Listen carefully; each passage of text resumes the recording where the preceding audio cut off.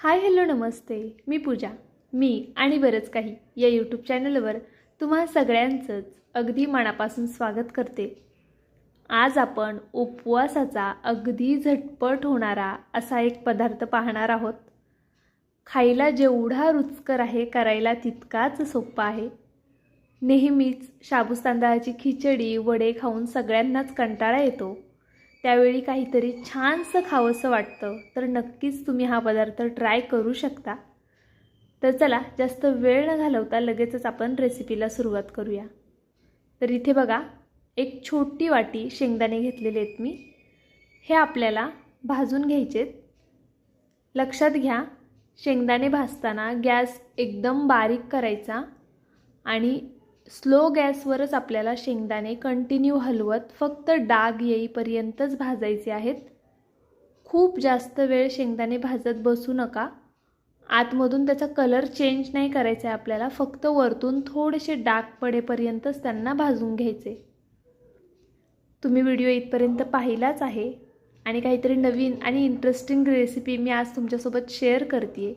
तर नवीन असाल तर नक्कीच एक सबस्क्राईब करा. व्हिडिओला जर अजूनही लाईक केलं नसेल तर एक लाईकसुद्धा करा. आणि तुम्ही माझा व्हिडिओ कुठून पाहताय ते मला नक्की कमेंट करून कळवा.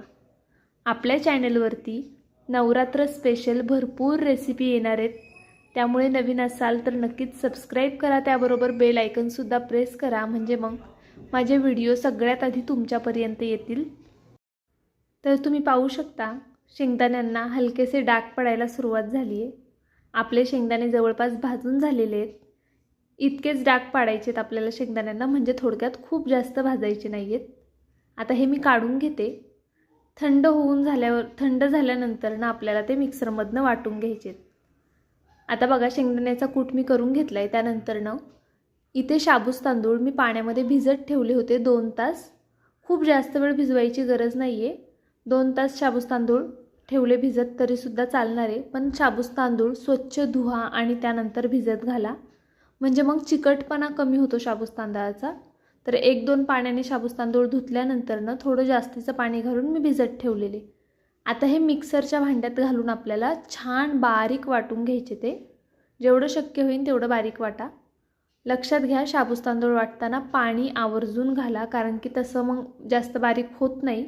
थोडं थोडं करून पाणी घाला आणि हे वाटून घ्या. तर आता पाहू शकता तुम्ही, आपलं हे वाटून झालेलं आहे बऱ्यापैकी व्यवस्थित. तर आता मी हे काढून घेते. हे बॅटर एका बाउलमध्ये आपल्याला असं काढून घ्यायचं आहे. पाहू शकता तुम्ही, आत्ता बॅटर थोडं जास्त घट्ट आहे. नंतर आपण त्यामध्ये पाणी ॲड करणार आहोत. यामध्ये नक्की काय काय तुम्ही घालू शकता आणि कधी करू शकता ते सुद्धा मी तुम्हाला सांगते. आता एकादश आहे आज, तर नक्कीच तुम्ही एकादशीला करा किंवा आदल्यामधल्या कोणत्याही उपवासाला करा. गुरुवार, सोमवार, मंगळवार, अगदी कधीही तुम्ही हे करू शकता. त्याचबरोबर आता नवरात्र येतात आहे, तर त्यामध्ये तर तुम्ही आवर्जून हा पदार्थ करू शकता, कारण की बऱ्याचदा खिचडी खाऊन सगळ्यांनाच कंटाळा येतो. त्यावेळी काहीतरी वेगळं आणि छान खावंसं वाटतं, तर तुम्ही हा डिश त्यावेळेस ट्राय करू शकता. आता बघा, ह्यामध्ये मी थोडंसं पाणी घालून घेतलं आहे आणि हे थोडं पातळ करून घेतलेलं आहे. आता आपण यामध्ये एक बटाटा घालायचा आहे. तर हा बटाटा उकडून नाही घेतला आहे मी, कच्चाच घेतलेला आहे.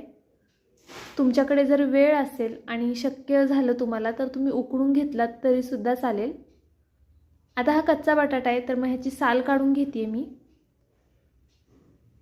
व्यवस्थित अशी संपूर्ण साल काढून घ्यायची. आणि तुम्हाला दाखवते मी, कधी कधी काय होतं, थोडासा बटाटा असा काळपट थोडा डाग असल्यासारखं वाटतं, जसं की बघा इथे दिसतोय. पण तो आतपर्यंत अजिबातच खराब नाही आहे, अगदी वरच्यावर आहे फक्त थोडा नॉर्मल डाग. तर जर असे बटाटे असतील तर ते काढून टाकायचा तेवढा भाग. पाहू शकता तुम्ही, आतमध्ये कुठेच अजिबातच तो काळा नाही आहे. तर चला आता हा बटाटा आपण किसून घेऊया. बटाटा बारीक किसणीने किसायचा आहे. खूप मोठ्या जी जाड किसणी येते त्याने किसू नका.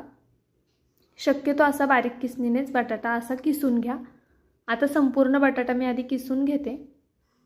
पाहू शकता तुम्ही, बटाटा आपला किसून झाला आहे. एका बाउलमध्ये काढून घ्यायचा आहे. बटाटा लगेचच लाल पडतो, त्यामुळे मग हा स्वच्छ पाण्याने धुवून घ्यायचा आहे. ह्यामध्ये भरपूर प्रमाणामध्ये स्टार्च आहे, तर थोडं जास्त पाण्याने धुवायचा आणि त्यानंतरनं पाण्यातनं काढून घट्ट पिळून यामध्ये घालायचं आहे. जर तुमच्याकडे उकडलेला बटाटा असेल तर तुम्ही तो घेतलात तरीसुद्धा चालेल, पण बटाटा घेताना किसूनच घ्या. हाताने कुस्करून वगैरे घेऊ नका, शक्यतो किसून घ्या. तर आता संपूर्ण बटाटा मी असा यामध्ये घालून घेतला आहे. रेसिपी खूप सोपी आहे आणि अगदी कमी साहित्यात होणारी आहे. आता यामध्ये आपण दही ॲड करायचं आहे. दही पूर्णपणे ऑप्शनल आहे, जर असेल तर घाला, नाही घातलं तरीसुद्धा चालणार आहे. तसा काही फारसा फरक पडणार नाही, पण चवीमध्ये थोडा फरक पडतो. पण दही नसेल तर नका घालू, असेल तर नक्कीच घाला.